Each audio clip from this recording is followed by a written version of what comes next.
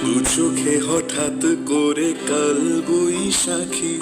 চৈত্রের শেষ বেলা পাতা ওড়ে নাকি,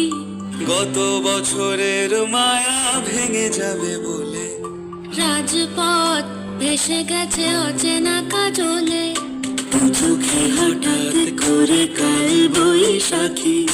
চৈত্রের শেষ বেলা পাতা ওড়ে নাকি, গত বছরের মায়া ভেঙে যাবে বলে, রাজপথ ভেসে গেছে অচেনা কাজলে, তুমিও অঝরে তাকে শুধু ভালোবেসো।